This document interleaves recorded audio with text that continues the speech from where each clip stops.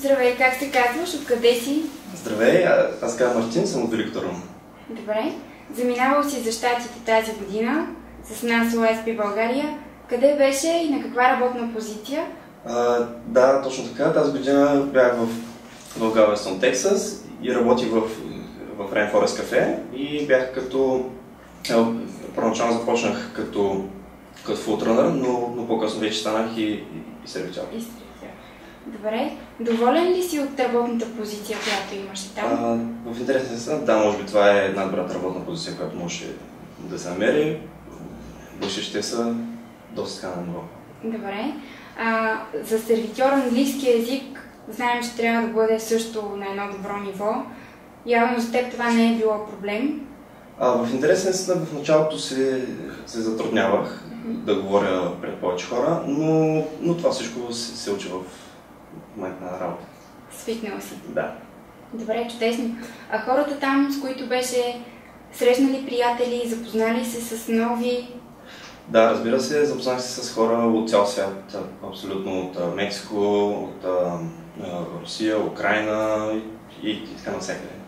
Добре, това е много хубаво. Срещнал си много други приятели, явно някои от тях вече са ти такива.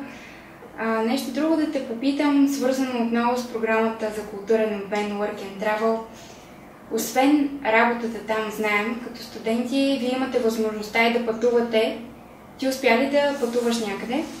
Да, успях да обиколя, да стигна чак до Бостън, Ню Йорк и след това завърших с един престой в така прословутия Париж. Беше много красиво навсякъде.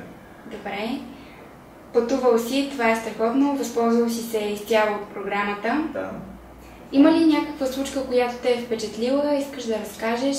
Нещо интересно, което си запомнил? Запомних това, че последните 2 дена, точно преди да замина, успях някакси да се загубя паспорта и беше страхотен шок за мен.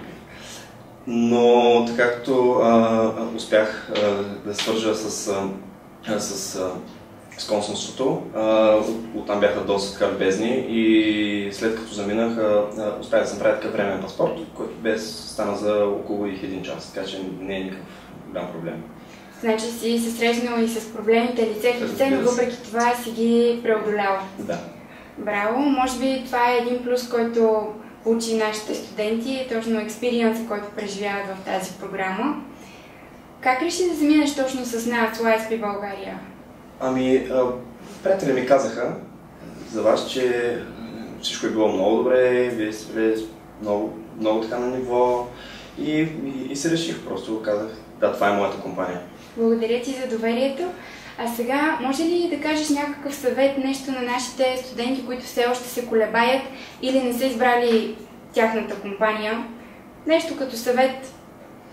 Като съвет хора мога да ви кажа, YSP, просто това е вашата компания и не се чудете, няма време, заминавайте сега. Благодаря ти много. Моля.